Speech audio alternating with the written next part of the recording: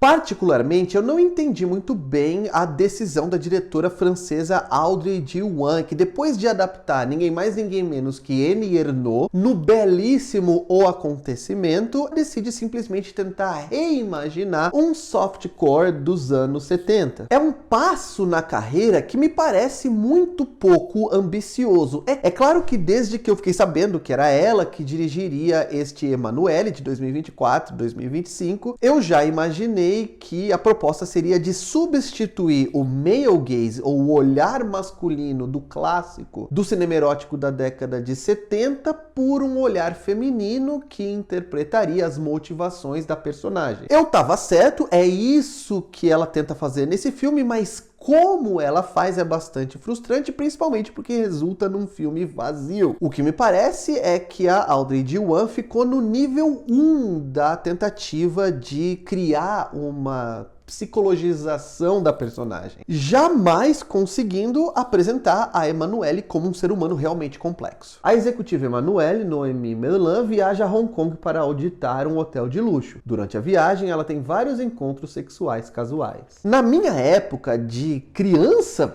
sim, e começo da adolescência, ali nos anos 90, Emanuele era sim um filme considerado erótico. É óbvio que hoje, com a infeliz popularização do sexo explícito nos filmes e principalmente na internet, hoje a gente olha com mais inocência para aqueles filmes, mas não dá para negar que o olhar, que a tentativa do filme era realmente um olhar erotizante e uma tentativa de despertar o desejo sexual masculino. Essa era a proposta daqueles filmes das décadas de 70, 80 e 90. E já no começo dessa versão de 2024/25, você já percebe que a diretora está tentando fazer algo diferente. Quando você vê, por exemplo, a Emanuele se depilando, quando você vê ela em alguns momentos em que ela está nua, mas não necessariamente fazendo cenas que sejam intencionalmente eróticas. A ideia ali é mostrar também um por trás das cortinas do dia a dia íntimo, da rotina daquela mulher que tem sim, naquele espaço de tempo, muitos encontros sexuais, mas que é uma mulher que faz outras coisas também, que tem ali um dia a dia mais ou menos normal. As cenas mais sensuais em si, obviamente, jamais descambam para violência e para brutalidade da pornografia do século XXI. Também não são tão estilizadas como eram as cenas do longo original da década de 70, mas eu acho ainda assim que elas são um pouco sanitarizadas demais, elas são um pouco esterilizadas demais, parece sim tudo muito posado, tudo muito artificial. Eu não sei se essa era realmente a intenção, para fazer um paralelo com o filme original e a partir daí postular as diferenças que ela vê como mais importantes, mas é algo que fica muito evidente. Mas vamos aos problemas, porque esse filme aqui tem vários, começando pela falta de lógica da história. Eu não sei se a diretora, que também é roteirista do filme, percebe que ela está contando a história da pior profissional da história do mercado de trabalho mundial. Porque a gente está falando de uma personagem que tem um alto cargo, um cargo de confiança, ela ganha muito dinheiro para fazer o que está fazendo, está numa viagem internacional a trabalho e ela está ali transando com várias pessoas envolvidas com o trabalho dela, inclusive com pessoas em que a linha fica muito fina entre serem encontros pessoais e encontros profissionais, pessoas que não são clientes diretas, mas o ambiente é um ambiente de trabalho e isso é uma bobagem que poderia ser facilmente corrigida se o filme mostrasse uma viagem de turismo da protagonista, né? A gente duvidaria menos, inclusive, da ética profissional e pessoal dessa mulher se ela estivesse numa viagem de turismo. Inclusive, eu acho engraçado, e é claro que isso tem a ver com a mitologia da personagem também, tá, gente? Mas eu preciso e quero comentar como todo mundo que cruza o caminho da protagonista flerta com ela, né? Mesmo sendo um filme que se passa no século XXI, em que as pessoas não começam conversas mais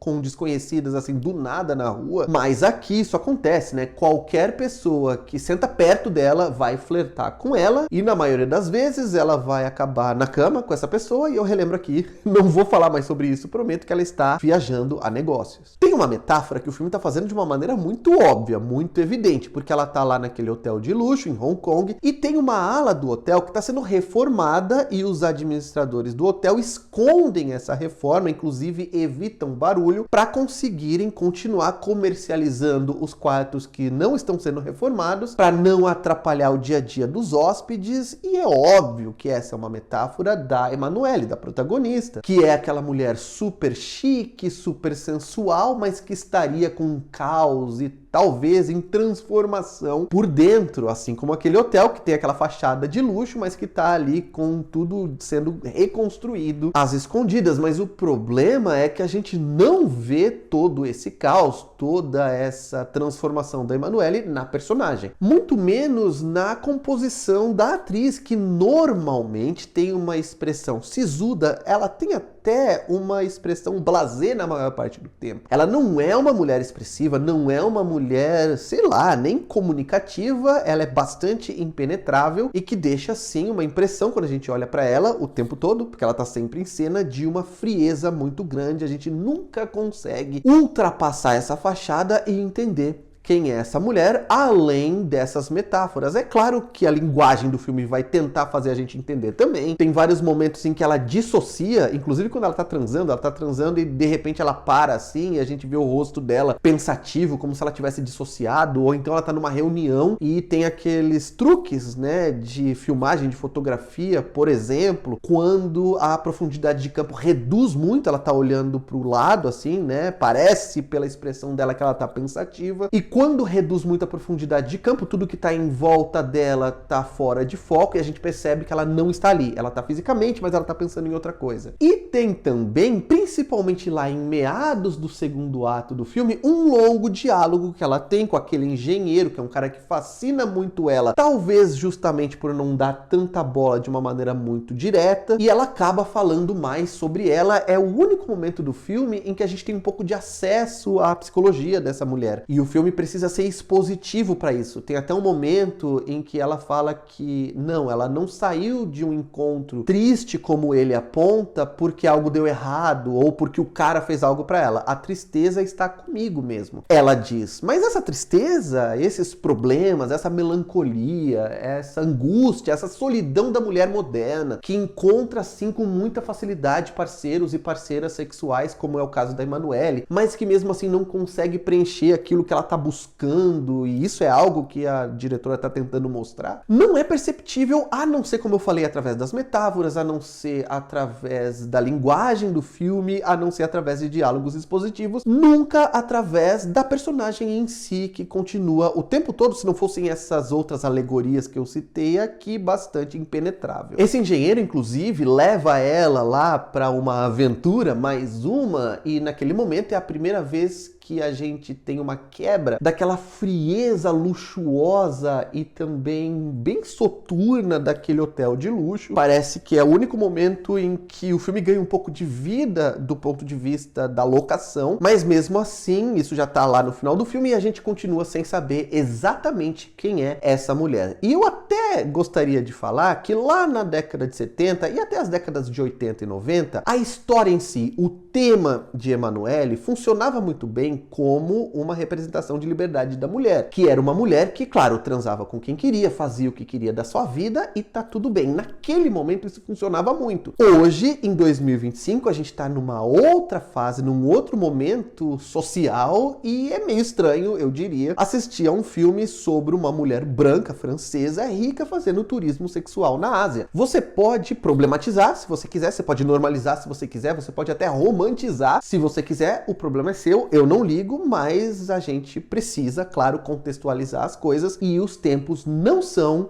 os mesmos e eu acho que o filme parece ignorar esse fato. Pra mim, é só, sei lá, Mona, faz o que você quiser aí. Eu não ligo, eu não me importo, ainda mais você sendo essa mulher bastante aborrecida que você se mostrou ser durante esse tempo que você tava na tela. Quero muito saber de vocês, se vocês sabiam da existência desse filme, se vocês vão ver, não vão, e se assistirem, me digam aqui nos comentários se gostaram ou não gostaram, se concordam ou discordam dos pontos que eu apresentei nessa crítica. Não esquece de dar um like no vídeo, se inscrever no canal, clicar no sininho em sempre para sempre receber notificações de vídeos novos por aqui. E por hoje é isso, um abraço, tchau!